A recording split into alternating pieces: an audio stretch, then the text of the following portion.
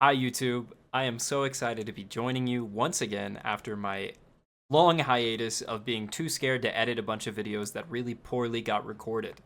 I took part in a Minecraft series that was known as .domain SMP, and I'll actually be doing another one over the summer that I'm not even sure if I'll be recording or just doing it for myself. But all of that is to be saying this. I am coming back, and I'm doing a new series called For Me Really, where I interview people who I want to talk to, and I don't care if they're famous or popular or if they worked on a project that you guys really like versus a project that I really like. It's for me. I'm doing it for me. And I'm really excited because I've already gotten to do one of them, and that's what this is the intro for. So I hope you're here already to watch Wendy Lee talking about her amazing career, her voice acting for Bleach, her voice acting for Blue Exorcist. She was the casting director for Cyberpunk Edge Runners. I mean, so many amazing things.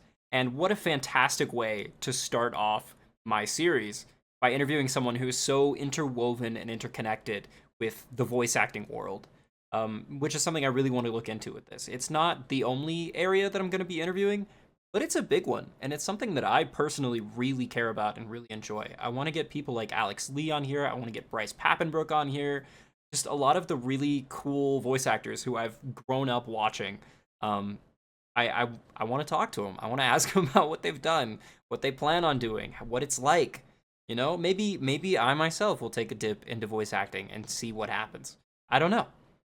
But what I do know is that I'm making a YouTube series called For Me Really, and this is the beginning of that. So thank you for being here. Thank you for supporting me. If you know me in real life, thanks for showing up and actually watching this. If you enjoy it, feel free to stick around, and if you don't, that's okay. You don't have to. I'm a little baby YouTuber. I've never done this, so it's not gonna be pretty at first. The editing's gonna be poor. I'm just now learning Premiere, and it's terrifying, but I'm gonna do it because I want to, and because I care about it, and because I care about making a community if I'm able to. So yeah, thank you for being here. And with all that being said, here's me interviewing Wendy Lee on her outstanding and amazing career. I'll see you guys later. Hi, everyone. I'm here this afternoon with a voice actress who has an IMDb page that is so long it took me over 30 seconds of forcefully scrolling to get to the bottom. That actress is none other than the amazing Wendy Lee. She has voiced many characters in popular anime throughout the last 20 years, including but not limited to Faye Valentine, Cowboy Bebop, Yoruichi in Bleach, Shura Kirikagane in Blue Exorcist, and Kei from Akira. Thank you so much for being here and being willing to set this up, Wendy. I hope your day has gone well so far. It's gone great. And I know you and I have been trying to connect for some time. So thank you for your patience. And I'm delighted to be with you. Of course. Okay, well, let's get right into it. I have some general questions to ask you. The first one is why voice acting? How did you end up doing this? Well, voice acting was on my radar. It was something that I really wanted to do, but I had no idea how to get involved. I knew some of the actors I worked with and the agency I was at had a voiceover division, and I was just jumping out of my boots wanting to get into it, and I just didn't know how. You feel so disempowered as an actor, as one little client in a long roster of what can be very high profile clients in some cases. So it was hard for me to really get the nerve up to ask an agent, but I was a singer and a dancer and an actor, and I was often in the studio singing and was very comfortable with studio life. And I really thought I I I feel like theater is sort of like a cathedral or a sanctuary to art, and a recording studio is similar. It's its own sort of temple to sound. And it's just something I really connected with early on creatively. It wasn't what I set out to do. I absolutely was tracking as a theater and on camera actor, and I was very happy with that, but I was not happy with the numbers game. How many auditions you'd have to go through before you finally book something, and once you do, when will you ever have another chance to be on set again? It was very elusive and difficult to have any sort of career control of. but I have honed my intuition and my gut instinct. And that's something I encourage all of our listeners to look into and to grow and flex that muscle and be able to listen to those inner guidances that we're blessed with so often in life. And one of my friends happened to be a live sound engineer. I knew him from the recording studio sort of situation. And when he was in between large arena tours, he was Chris Amson. I have to always give him credit. He's really the person that was my liaison that gave me my first opportunity. When he was in between very big concert tours like the Beach Boys, Herbie Hancock, Wow. Missing Persons, gosh, so many bands. When he was in between tours, he would work at a studio in Hollywood called Intersound. And Intersound was very well known for dubbing foreign content into English. So he asked me if I'd like to observe a session, and I was beyond myself. It was my first shot at actually experiencing voiceover that included acting. So all my studio experience had been singing.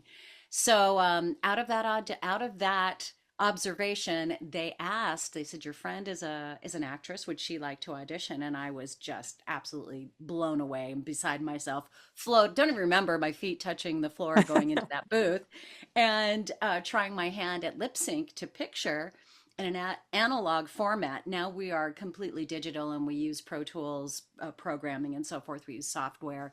And there's the three beep system where you hear three beeps and you launch into your performance on the imaginary fourth beep. We didn't have any of that. We were reading time code, SMPTE time code that's burned into the picture that some of your viewers may be familiar with. It's actually a digital interface. It's a way of MIDI instruments being able to be connected and aligned with other digital interfacing. And so we utilize that now for voice acting. It's quite common. But at the time, it was analog. It was very difficult. I thought I was going to be really good at it, and I wasn't. And I Of felt very humbled by the experience. course. And I thought, this is something I think I can get better at if I can just get some more opportunities. And I just sort of, crossed fingers and toes, and she just hoped I would get another opportunity. And several weeks later, I actually got a phone call from Intersound saying that I was cast in Robotech. And that was what I had actually observed and auditioned for. So I was very fortunate that I got to be one of the bridge bunnies, and that's what they very familiarly call them. It's so Of sweet. course. But Vanessa Leeds was my girl with the big glasses, and she was very nervous. And, sir, I think we're about to crash any minute, sir. And the captain was always calming her down, and she and I were channeling this nervous energy within the process of the two characters of myself merging with her. So I really learned a lot on that first job, and we were a Hollywood core group of actors that were expanding into anime. We didn't know what it was at the time. We called it Japanimation, Wow. and we didn't really know what we were dealing with. And when they said Robotech was an episodic show that played in prime time in Japan, mind blown. We just couldn't. We didn't even know adults were allowed to watch animation at that point. Flash forward to today, anime is a fixture in pop culture, and so is animation across all age groups. So it's really cool to be a part of ushering in those phases of animation and linking that to pop culture. Yeah, yeah, that's awesome. That's so cool. I knew very, very little of that before you just explained it. Hmm. Especially, I'll have some questions later about the actual experience of doing the voice acting, but that's super interesting just thinking about like the beeps and that sort of stuff, just how much of it actually goes into it. You don't just walk into a room and start talking. Oh no. Yeah, yeah. Oh Okay, no. so do Yeah. you think that there's any big misconceptions that people have about the world of voice acting? I guess kind of like what I just said. I mean, I'm sure there's this weird innate understanding of like, oh yeah, you just go in and you say some stuff, and then you're done. Yeah, Yeah. I think the big misnomer is that people think anyone can do it. And that because you're a fan of the genre and you can replicate or imitate some of the voices that you like, that means you too can be a voice artist. And it's just so not the case. What it is an acting job. It's all about acting. And you can really tell in the quality of acting between shows that are using professional experienced actors and other shows that are maybe working recording very quickly and not putting as much attention on detail, which is really my thing. As a director and certainly as a voice artist, I think of myself as a sync technician. I'm a sync expert. That's what I have honed and practiced. And it's just like doing your paradiddles if you're a drummer or, playing your chords and, being warmed up as a musician. It's so much like music. You have to be able to have instant recall on your creativity because 50% of your brain focus is on the technical aspect of matching and syncing up the lip flaps to the picture. We're dealing with post production in ADR. ADR is what we call the process automated dialogue replacement. There's some variations on what that acronym might mean, but that pretty much is what it is. We're automating the process and replicating to a final and completed post production title. So you're coming in as a voice artist, and your work must be incredibly fast, very, very technical, and spot on timing, energetically, maintaining your characters, not hurting your voice. There's so much that goes into the maintenance of keeping your instrument ready to go, and taking care of your voice, taking care of yourself, having good health practices, sleeping. Honestly, like all these things come into play because it's such an intimate experience. And that's the other misnomer I would say is that a lot of students that I've had, and I teach much more now than I used to since pandemic, but many of my students will say they want to get into voiceover because they're too shy to be an actor. That is a red Wow. flag. Yeah. I mean, when you go into a voiceover session, all eyes are focused on you. You're the only one that's being recorded at the time. And you've got your director, your engineer, possibly a client, maybe a handful of clients, producers, Wow. executives, and everybody's watching you and everything you're doing. So the best way to approach the work is as if you're on stage. You're on stage, you're on set, you're in front of a camera, you're playing to an intimate audience, a big audience, depending on the scene. But it's just not something everybody can do. There's a lot of skill involved. It's much harder than just being an actor, ironically. Yeah. I've recruited several of my on camera friends to come in and try different roles. And several of them have said, "This is really hard. I'll leave this to you. Yeah. I'm not good at this." You can get better at it, but it's hard to speak because studio time is so expensive. Yeah. Yeah. That makes sense. I really like what you said about your voice as an instrument, and I can't imagine how scary it must be to be constantly writing that line. I'm sure over the years you get the experience, so like the telltale signs of like, oh, okay, I'm pushing my voice a little too hard here. But at least from what little stuff that like I've done with my friends, I can't even imagine that. Like if you push your voice too hard, or I'll sing a fair amount as well, like through high school and stuff I did. So it's I know that feeling, but I can't Yeah, imagine relying on not going past that point. Like I'll be like, I can sing tonight at karaoke and I can go crazy because tomorrow I'll relax or whatever. But if it was my job, that's a very different feeling. Yeah. that's right. And now our business is changing so much between the strikes with the Screen Actors Guild and AI coming in to take all our jobs. I mean, we're just not sure what the future holds and where we're going. So it's a very precarious time in the evolution of animation and entertainment and automation and everything that goes with. But you have to take really good care of your instrument. I mean, you've and also, what I'm leading up to is many of us are doing more personal appearances and going to conventions and actually having this amazing experience of interacting with our audiences, which is just so incredible. I worked for a good 15 years in voiceover with some of my most iconic roles before I ever even knew there were fans.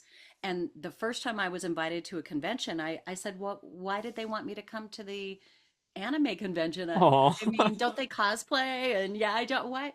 And they said, so you can meet your fans. And I laughed. I said, what fans? what? What are you kidding? I had no idea. So when you're at a convention, it's a very loud environment. And it's a lot of competing booths and sponsors and live shows going on and announcements. So we tend to be very high energy and talking much louder. And you can hear what I just did. I just elevated the pitch of my voice, Yeah, which is always the higher you rise in your range, the more you're kind of straining and pulling on your vocal cords.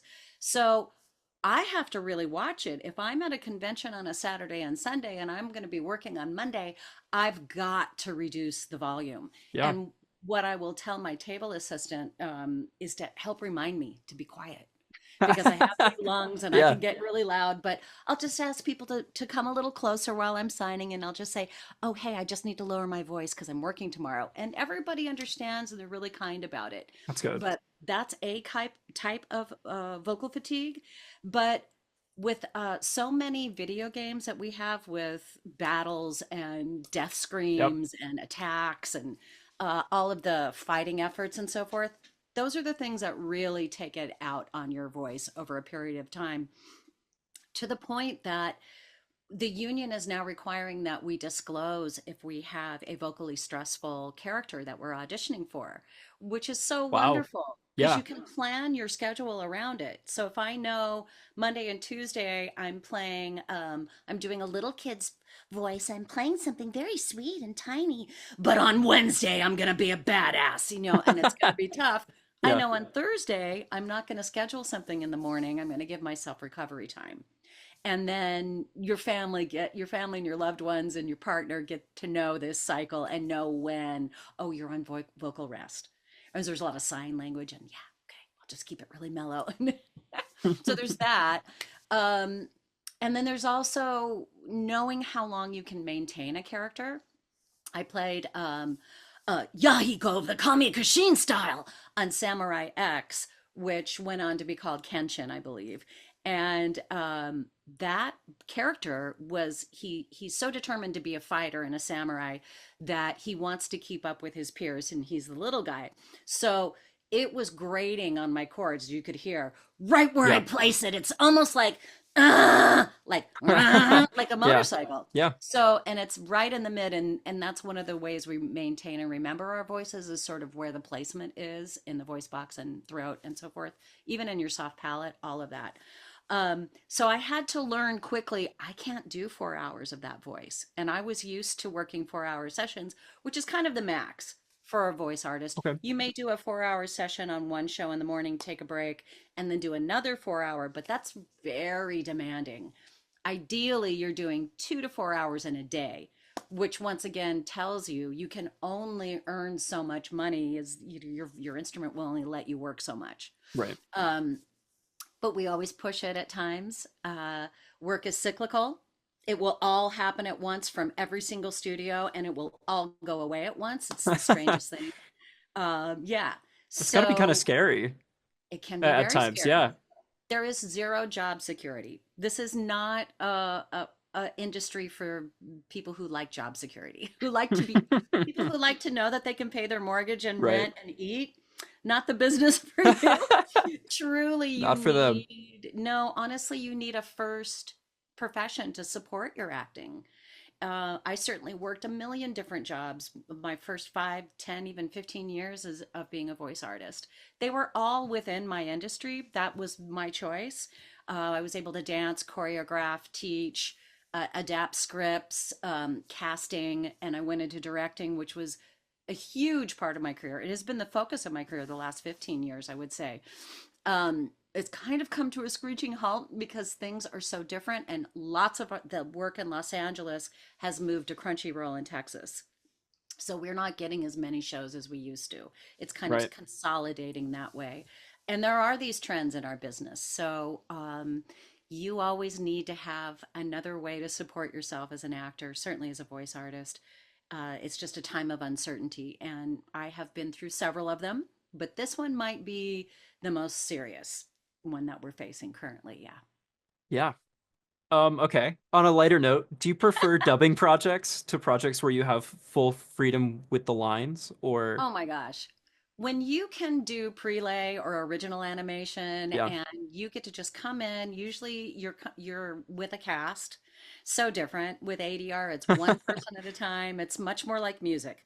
You lay down your bass track, you've got your drums and bass, then you dub in your guitars and then you dub in your voices and your harmonies. You build it that way. We're building Right. tracks like that for ADR because it's mostly the most economically efficiency that we've come across. We've tried every single way under the stars of how to record. It's very interesting. Each country kind of does their own thing. And depending on where the material originates from, often European countries or come to Hollywood and they're going to tell us how to reinvent the wheel and do it their way because it's so much faster. Right, right. And every time it goes back to what we know, one person at a time with the three beep system. Sometimes we use Rhythmaband, which is a European style of the dialogue actually tracking across the screen, and there's a marker. And when the word hits the marker, that's when you say the line. But that is, in my opinion, it takes 50% of your focus away from the It's character. like karaoke It at is that point. very much like Yeah. that's what they Yeah. call it. There you go. It's very similar. However, with karaoke, you've got a rhythm track, so you know when Right. with this, you have to trust that little marker, and it can Wow. be a little bit inaccurate, and it's just a different way of working. I prefer the Yeah. beeps because I can somewhat memorize a line. I can look at a script and see what's being said before and after my line. So, as a responsible actor, you're always supposed to be aware of what's happening before and after your scene, what's happening just before it, at what your part of the scene is doing to advance the story, and what's happening afterwards, what it affects what follows. But when you're doing the karaoke style, you're just reading a line and it becomes a lot more automated. And I think it's revealed more in the voice. That makes sense. Yeah. Okay. Well, are you ready to start getting into shows? Okay. Got to start off with Cowboy Bebop, of course, because that is, the that's what you're. I think I would make the argument that you're most known for that, and then Yoruichi. But you've been in so much. I Oh, mean, Akira, so many staples. That who's to say? But yeah. okay, No, did no. I would you? be. I'm honored with that. Actually, thank you. That's good. Yeah. No, you're Faye. That's like, Yeah. as far as the American audience goes, it's you. Yeah. Love Okay. that. Did you audition for Cowboy Bebop, or were you called in? And if you did, why audition for Cowboy Bebop specifically? Oh my gosh, that was such a peak 90s animation time. And it was such a great time in my life. I was planning my wedding. I was in love. I got engaged. I planned my wedding. It was just an amazing time. So I was working with Zero Limit, which was the production company, and Animes, which was Kevin Seymour, the late Kevin Seymour, whom we lost way too soon, was one of the visionaries who brought a lot of anime over from Japan to the US and was a great fan well before anime was anything we really understood here Right. in the US. So what happened in those days, the acting pool was much smaller, and I was sort of in my golden moment. I felt like I was kind of the golden girl at that time, getting a lot of wonderful roles and expanding in many directions, theatrically, comically, all these other wonderful opportunities I was getting. Kevin was such a supporter of mine and often cast me in a number of fantastic roles. At the time, Animes and Zero Limit had so many shows, they were outgrowing the studio, a Magnitude 8, where Wow. we had been recording, which I think had three recording rooms, if I'm remembering correctly. And one of them was literally as small as a British telephone booth. It was just a tiny little Wow. thing. Yeah. Yeah. Incredible. And we have these great stories about doing Walla, which is group voices, of squeezing in two or three other people, and everybody's just smashed in. Just amazing. Wow. Yeah. Yeah, it was quite an interesting time. So they for many years had two, three productions all running at the same time. and at this one studio. And then they got two more shows. One was Outlaw Star, which was handed to me to direct, and the other was Cowboy Bebop, which was given, and it was so interesting. We called ourselves Charlie's Angels. It was three ladies who were I should say Kevin's Angels. Okay, okay, And he was a lover of female talent.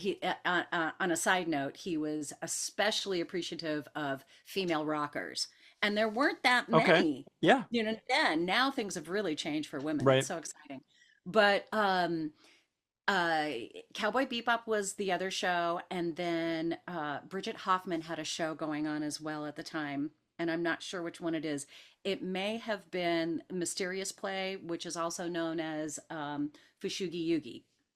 So we were like Kevin's little favorite, his little harem Yeah, of yeah, talent, right? of course. So um, they deliberately didn't put me on Cowboy Bebop to direct because they knew they wanted to cast me as Faye. Now I didn't know any of this. That's I awesome. was immersed in Outlaw Star, which was also a cyber bounty outlaw kind of show in its own right, and very metaphysical and incredible. I loved my journey with that entire show. Um, and then what happened was I just got called in that I would be working on Mary Elizabeth's show. It was the first production she had ever directed. And that she was also going to play a role on my show, Outlaw Star, and that we would work out the Guys are doing a little scheduling. trade. Yeah, yeah. Yeah, it was really cool. And Bridget Hoffman was in that mix too. And so genius. She's done so many great roles. And so I'm blown away that I didn't have to audition for Faye. However, in all honesty, I can't imagine anybody else playing her at that time. It was a smaller acting pool. I feel Yeah. so territorial about Faye that, of course, these are my reflections. I think you have every right, for the record, with your performance. I think you can make that claim nowadays. Thank you. Yeah. But yeah, in retrospect, I'm absolutely blown away that the most iconic character I've ever played was something that was handed to me sort of on a golden platter. And in many ways, I had to live up to that Yeah. responsibility because it was the coolest form of animation we'd ever had an experience with, as far as it being a foreign product. But that's what I was interested in doing, was bringing art films, art animation into the US and really kind of playing roles that my peers would appreciate, that other artists would understand Yeah. and be inspired by. So Faye was, a perfect fit as far as that goes. Yeah. Wow. Okay, so in some of your previous interviews, because I've watched a ton of your stuff in Oh preparation boy. for this interview, because I was like, I want to be ready, and I don't want to ask you a bunch of stuff that you've been asked a billion times. Oh, that was Um, nice. Thank well, you. I gotta start off on a strong foot here, Wendy. Yeah, but you've mentioned your love for Mushroom Samba. Yes. I want to know what recording that was like for you. If Oh my you, gosh. yeah, What a trip. I just thought, could this show get any cooler? I mean, they were open-minded, they were experimental, the thing about Bebop, when you think about it, it's not just all that you see, it's also the breath in the show, the yeah, rests in the music. There if you just play all the notes together, you don't have music anymore. It's almost percussive. But when you put in the rest and the breath and the rise and fall of the mood and all of those exchanges, it layers the material in such a way that it's so much more satisfying to take in and experience, and it's just more relatable and nuanced and deep.